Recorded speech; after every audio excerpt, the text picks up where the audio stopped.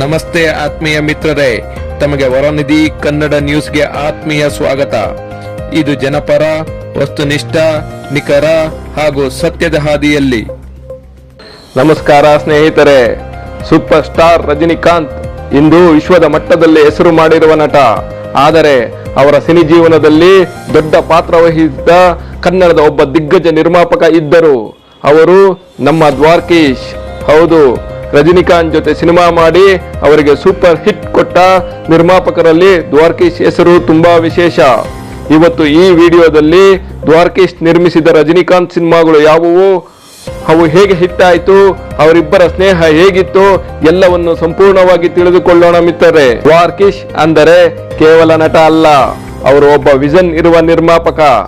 ಕನ್ನಡ ಮಾತ್ರ ಅಲ್ಲ, ತಮಿಳು ಮತ್ತು ಹಿಂದಿ ಸಿನಿಮಾಗಳಲ್ಲೂ ದೊಡ್ಡ ಮಟ್ಟದಲ್ಲಿ ಕೆಲಸ ಮಾಡಿದ್ದರು. ಆ ಸಮಯದಲ್ಲಿ ರಜನಿಕಾಂತ್ ರೈಸಿಂಗ್ ಸ್ಟಾರ್ ಆಗಿದ್ದರು. ಅವರ ಸ್ಟೈಲ್, ಸ್ಕ್ರೀನ್ ಪ್ರೆಸೆನ್ಸ್ ನೋಡಿ ದ್ವಾರಕೀಶ್ ಅವರಿಗೆ ತುಂಬಾ ನಂಬಿಕೆ ಇತ್ತು. ಅದಕ್ಕಾಗಿ ರಜನಿಕಾಂತ್ ಜೊತೆ ಬ್ಯಾಕ್ ಟು ಬ್ಯಾಕ್ ಸಿನಿಮಾಗಳನ್ನು ನಿರ್ಮಿಸಿದರು. ಅವರಿಬ್ಬರ ಮಧ್ಯೆ ಪ್ರೊಫೆಷನಲ್ ರಿಲೇಷನ್ ಮಾತ್ರ ಅಲ್ಲ, ಒಳ್ಳೆಯ ಸ್ನೇಹವೂ ಇತ್ತು. 1982ರಲ್ಲಿ ದ್ವಾರಕೀಶ್ ಮದ್ರಾಸ್ನಲ್ಲಿ ಮನೆ ಮಾಡಿದ್ದರು. ಮಣಿರತ್ನಂ ರವರ ತಮ್ಮ ಜಿ.ವಿ. ಎಂದೇ ಪ್ರಸಿದ್ಧಿ. ಜಿ ವೆಂಕಟೇಶ್ವರ್ ದೊಡ್ಡ ನಿರ್ಮಾಪಕ. ಅವರು ತಮಿಳುನಾಡಿನಲ್ಲಿ 100ರಿಂದ 150 ಚಿತ್ರಮಂದಿರಗಳನ್ನು ಹ್ಯಾಂಡಲ್ ಮಾಡುತ್ತಿದ್ದರು. ದ್ವಾರಕೀಶ್ ಮದ್ರಾಸ್ಗೆ ಹೋದಾಗ ವೆಲ್ಕಮ್ ಟು ಮದ್ರಾಸ್ ಎಂದು ಜಿ ವೆಂಕಟೇಶ್ವರ್ ಅವರು ಸ್ವಾಗತಿಸಿದರು. ಮತ್ತು ನಿಮ್ಮಂತ ನಿರ್ಮಾಪಕ ಹಾರ್ಬರ್ ಮತ್ತು ಇಂಟರ್ನ್ಯಾಷನಲ್ ಏರ್ಪೋರ್ಟ್ ಬಳಿ ಇದ್ದರೆ ಸಿನಿಮಾಗೆ ಲಾಯಕ್ಕು ಎಂದೇಳಿ ದ್ವಾರಕೀಶ್ ಅವರನ್ನು ವೆಲ್ಕಮ್ ಮಾಡುತ್ತಾರೆ. ಜಿ.ವಿ. ಅವರು ದ್ವಾರಕೀಶ್ ಮನೆಗೆ ಬಂದು ನೀವ್ಯಾಕೆ ತಮಿಳು ಸಿನಿಮಾ ಮಾಡಬಾರದು ಎಂದು ಕೇಳುತ್ತಾರೆ. ಬನ್ನಿ ಕಮಲ್ ಹಾಸನ್ ಹತ್ತಿರ ಹೋಗೋಣ ಎಂದು ಕಮಲ್ ಹಾಸನ್ ಅವರ ಮನೆಗೆ ಕರೆದೊಯ್ಯುತ್ತಾರೆ. ಕಮಲ್ ಹಾಸನ್ ದ್ವಾರಕೀಶ್ ಮತ್ತು ಜಿ.ವಿ. ವೆಂಕಟೇಶ್ವರರನ್ನು ನೋಡಿ ನಕ್ಕು ಬಿಟ್ಟರು ಮತ್ತು ತಮಾಷೆಯಾಗಿ, ಏನ್ ಸರ್, ನಿಮ್ಮ ಊರು ಹುಡುಗ ಮದ್ರಾಸ್ಗೆ ಬಂದು ಬಾವುಟ ಹಾರಿಸುತ್ತಿದ್ದಾರೆ, ಅವರನ್ನು ಬಿಟ್ಟು ನೀವು ಇಲ್ಲಿಗೆ ಬಂದಿದ್ದೀರಿ ಎಂದು ಕೊಂಕು ಮಾತನಾಡುತ್ತಾರೆ. ಈ ತಮಾಷೆ ಮಾತು ದ್ವಾರಕೀಶ್ ಅವರಿಗೆ ಚುರುಕು ಎನಿಸುತ್ತದೆ. ಆಗ ಜಿ ವೆಂಕಟೇಶ್ವರ್ ಅವರಿಗೆ ಸಿನಿಮಾ ಮಾಡುತ್ತೇನೆ, ಏಕೆ ರಜನಿಕಾಂತ್ ಅವರನ್ನು ಕೇಳಬಾರದು ಎಂದು ರಜನಿಕಾಂತ್ ಮನೆಗೆ ಬರುತ್ತಾರೆ. ಆದರೆ ರಜನಿಕಾಂತ್ ಅವರ ಕಾಲ್ ಶೀಟ್ ಸಿಗುವುದು ಅಷ್ಟು ಸುಲಭದ ಮಾತಾಗಿರಲಿಲ್ಲ. ಅವರು ಮೊದಲೇ ಸಿನಿಮಾ ಲಿಸ್ಟ್ ಮಾಡಿಟ್ಟುಕೊಂಡಿರುತ್ತಾರೆ. ರಜನಿಕಾಂತ್ ಅವರು ತುಂಬಾ ಬ್ಯುಸಿ ಆಗಿದ್ದರು. ಸರಿ ಎಂದು ರಜನಿಕಾಂತ್ ಮನೆಗೆ ಹೋಗುತ್ತಾರೆ. ಅಲ್ಲಿ ಬೇರೆ ಬೇರೆಯವರು 5-6 ಜನ ಕುಳಿತಿದ್ದರು.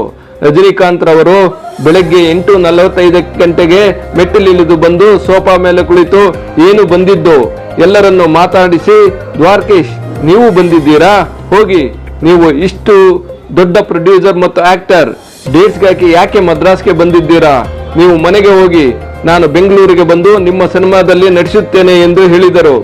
ಯಾಕೆಂದರೆ ಅವರಿಗೆ ಶೂಟಿಂಗ್ಗೆ ಹೋಗುವ ಅರ್ಜೆನ್ಸಿ ಇರುತ್ತದೆ. ಅವರು ಹೆಚ್ಚಾಗಿ ದ್ವಾರಕೀಶ್ ಜೊತೆ ಮಾತನಾಡುವುದಿಲ್ಲ. ಆಗ ದ್ವಾರಕೀಶ್ ಅವರಿಗೆ ಮನಸ್ಸಿಗೆ ನೋವಾಗುತ್ತದೆ.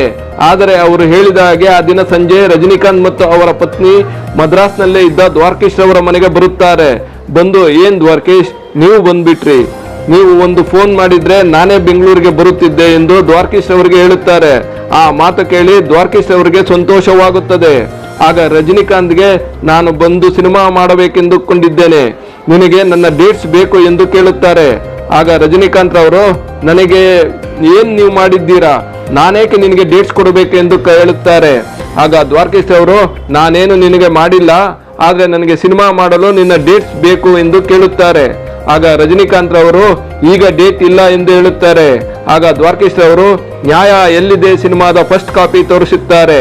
ಸಿನಿಮಾ ನೋಡಿದ ಮೇಲೆ ರಜನಿಕಾಂತ್ ಅವರು ಅವರ ಪತ್ನಿಯ ಜೊತೆಯಲ್ಲಿ, ನೋಡು ದ್ವಾರಕೀಶ್ ಹೇಗೆ ಸಿನಿಮಾ ಮಾಡಿದ್ದಾರೆ, ತುಂಬಾ ಚೆನ್ನಾಗಿದೆ ಎಂದರು. ನ್ಯಾಯ ಎಲ್ಲಿದೆ, ಅದು ಅಂಧ ಕಾನೂನು ಹಿಂದಿಯಲ್ಲಿ ಚಿತ್ರ ಮಾಡುತ್ತಿದ್ದರು. ಆಮೇಲೆ ರಜನಿಕಾಂತ್ ಅವರು, ದ್ವಾರಕೀಶ್ ನಾಳೆ 7 ಲಕ್ಷ ಕೊಡೋಕೆ ಆಗುತ್ತಾ ಎಂದು ಕೇಳಿದರು. ಆಗ ಒಂದು ಕನ್ನಡ ಚಿತ್ರಕ್ಕೆ 7 ಲಕ್ಷ ಖರ್ಚಾಗುತ್ತಿತ್ತು. ಆದರೂ ಧೈರ್ಯ ಮಾಡಿ ಕೊಡುತ್ತೀನಿ ರಜನಿ ಎಂದು ಹೇಳಿದರು. ಪ್ರಭುದಾಸ್ ಗುರುಮುಖ್ ಸಿಂಗ್ ಎನ್ನುವ ದೊಡ್ಡ ಫೈನಾನ್ಸಿಯರ್ ಮತ್ತು ಅವರ ಮಕ್ಕಳು ಇವರ ಬಳಿ ತುಂಬಾ ಕ್ಲೋಸ್ ಆಗಿದ್ದರು. ಕಾರಣ ಆ ಜಿ ವೆಂಕಟೇಶ್ ಅವರಿಂದ ಅವರ ಕಾಂಟ್ಯಾಕ್ಟ್ ಸಿಕ್ಕಿತ್ತು. ಆಗ ಫೈನಾನ್ಸಿಯರ್, ನಿಮ್ಮ ಜೊತೆ ನಾನಿದ್ದೇನೆ, ಎಷ್ಟು ಹಣ ಬೇಕಿದ್ದರೂ ಕೊಡುತ್ತೇನೆ ಎಂದರು. ಮಾರನೆಯ ದಿನ ರಜನಿಕಾಂತ್ ಅವರಿಂದ ದ್ವಾರಕೀಶ್ ಅವರಿಗೆ ಫೋನ್ ಬರುತ್ತದೆ. 7 ಲಕ್ಷ ಬೇಡ, 5 ಲಕ್ಷ ಕೊಡಿ ಎಂದು ಕೇಳುತ್ತಾರೆ. ಆಗ ದ್ವಾರಕೀಶ್ ಅವರು, ಪ್ರಭುದಾಸ್ ಫೈನಾನ್ಸಿಯರ್ ಬಳಿ ಆ 5 ಲಕ್ಷ ಹಣವನ್ನು ಪಡೆದು ರಜನಿಕಾಂತ್ ಅವರಿಗೆ ತಲುಪಿಸುತ್ತಾರೆ. ರಜನಿಕಾಂತ್ ರವರು ದ್ವಾರಕೀಶ್ ರವರಿಗೆ AVM ಸ್ಟುಡಿಯೋ ಬಳಿ ಬನ್ನಿ ಎಂದು ಹೇಳುತ್ತಾರೆ. ಮಾರನೇ ದಿನ ಬೆಳಗ್ಗೆ 11 ಗಂಟೆಗೆ AM ಸ್ಟುಡಿಯೋಗೆ ದ್ವಾರಕೀಶ್ ಹೋಗುತ್ತಾರೆ. ಆಗ ರಜನಿಕಾಂತ್ ಶೂಟಿಂಗ್ ಡ್ರೆಸ್ ನಲ್ಲೇ ಇರುತ್ತಾರೆ. ಶೂಟಿಂಗ್ ಕಟ್ ಆದ ಮೇಲೆ ಶೂಟಿಂಗ್ ಡ್ರೆಸ್ ನಿಂದ ಡೇಟ್ಸ್ ಇರುವ ಅವರ ಲೆಟರ್ ಹೆಡ್ ಅನ್ನು ದ್ವಾರಕೀಶ್ಗೆ ಕೊಡುತ್ತಾರೆ. ರಜನಿಕಾಂತ್, ನೀವು ಯಾವ ಡೈರೆಕ್ಟರ್ ಅನ್ನು ಹಾಕುತ್ತೀರಾ ಎಂದು ಕೇಳುತ್ತಾರೆ. ಆಗ ದ್ವಾರಕೀಶ್, ನೀವು ಯಾವ ಡೈರೆಕ್ಟರ್ ಹಾಕಿದರೂ ಮಾಡುತ್ತೇನೆ ಎಂದು ಹೇಳುತ್ತಾರೆ. ಆಗ ರಜನಿಕಾಂತ್ ಅಲ್ಲಿ ನಡೆಯುತ್ತಿದ್ದ ಶೂಟಿಂಗ್ ನ ಡೈರೆಕ್ಟರ್ ಮುತ್ತುರಾಮನ್, ಫೇಮಸ್ ಡೈರೆಕ್ಟರ್, ಅವರನ್ನು ಹಾಕಿ ಎಂದು ಹೇಳುತ್ತಾರೆ. ದ್ವಾರಕೀಶ್ ಅವರು ಒಪ್ಪಿಕೊಂಡು ಆ ಚಿತ್ರವೇ ಅಡುತ್ತಾ ವಾರಿಸ್. ಅಂದಿನ ಸಿನಿಪತ್ರಿಕೆಗಳಲ್ಲಿ ದೊಡ್ಡ ದೊಡ್ಡ ನಿರ್ಮಾಪಕರನ್ನು ಕಡೆಗಣಿಸಿ ನಿರ್ಮಾಪಕ ದ್ವಾರಕೀಶ್ ರವರಿಗೆ ರಜನಿಕಾಂತ್ ಅವರು ಕಾಲ್ ಶೀಟ್ ಕೊಟ್ಟರು ಎಂದು ದೊಡ್ಡ ಹೆಡ್ಡಿಂಗ್ ನಲ್ಲಿ ಬಂದವು. ಆ ಸಮಯದಲ್ಲಿ ರಜನಿಕಾಂತ್ ರವರು ದ್ವಾರಕೀಶ್ ರವರಿಗೆ 2 ವರ್ಷಕ್ಕೊಮ್ಮೆ ನಿಮ್ಮ ಜೊತೆಯಲ್ಲಿ ಸಿನಿಮಾ ಮಾಡುತ್ತೇನೆ ಎಂದು ಹೇಳಿದ್ದರು. ಈ ಸಿನಿಮಾ ಮಾಡಿದ ಮೇಲೆ ದ್ವಾರಕೀಶ್ ಅವರು ಅತ್ಯಂತ ಫೇಮಸ್ ಪ್ರೊಡ್ಯೂಸರ್ ಆಗಿದ್ದರು. ಮದ್ರಾಸ್ನಲ್ಲಿ 5 ಲಕ್ಷ ಹಣವನ್ನು ಕೊಟ್ಟು ಅಡುತ್ತಾ ವಾರಿಸ್ ಸಿನಿಮಾ ಅನೌನ್ಸ್ ಆದ ಮೇಲೆ 19 ಲಕ್ಷ ಅಡ್ವಾನ್ಸ್ ಅಂದು ಸಂಜೆಯೇ ಬರುತ್ತದೆ.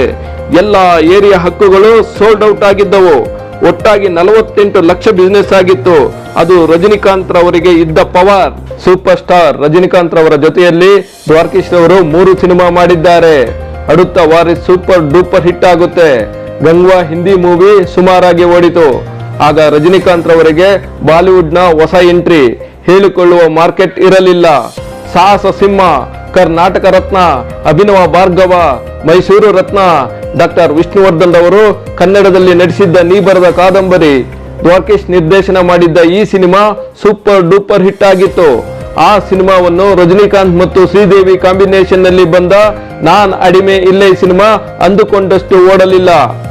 ದ್ವಾರಕೀಶ್ ಮತ್ತು ರಜನಿಕಾಂತ್ ಕಾಂಬಿನೇಷನ್ ಕೇವಲ ಸಿನಿಮಾ ಮಾತ್ರ ಅಲ್ಲ, ಅದು ಫ್ರೆಂಡ್ಶಿಪ್, ಟ್ರಸ್ಟ್ ಮತ್ತು ಸಿನಿಮಾ ಪ್ಯಾಷನ್ ನ ಸಿಂಬಲ್. ಒಬ್ಬ ಕನ್ನಡದ ನಿರ್ಮಾಪಕ ಒಬ್ಬ ತಮಿಳು ಸೂಪರ್ ಸ್ಟಾರ್ ಮೇಲೆ ನಂಬಿಕೆ ಇಟ್ಟು ದೊಡ್ಡ ಸಿನಿಮಾಗಳನ್ನು ಕೊಟ್ಟರು. ಇಂದು ದ್ವಾರಕೀಶ್ ನಮ್ಮ ಜೊತೆಯಲ್ಲಿ ಇಲ್ಲ, ಆದರೆ ಅವರು ನಿರ್ಮಿಸಿದ ಸಿನಿಮಾಗಳು ಮತ್ತು ಅವರ ನೆನಪು ಸದಾ ಜೀವಂತ. ನಿಮಗೆ ದ್ವಾರಕೀಶ್ ಮತ್ತು ರಜನಿಕಾಂತ್ ಕಾಂಬಿನೇಷನ್ ನ ಯಾವ ಸಿನಿಮಾ ಹೆಚ್ಚು ಇಷ್ಟ ಅಂತ ಕಮೆಂಟ್ ಮಾಡಿ. ವಿಡಿಯೋ ಇಷ್ಟವಾದರೆ ಲೈಕ್ ಮಾಡಿ, ಶೇರ್ ಮಾಡಿ ಮತ್ತು ಚಾನೆಲ್ ಸಬ್ಸ್ಕ್ರೈಬ್ ಮಾಡೋದನ್ನ ಮರೆಯಬೇಡಿ. ಜೈ ಹಿಂದ್, ಜೈ ಕರ್ನಾಟಕ.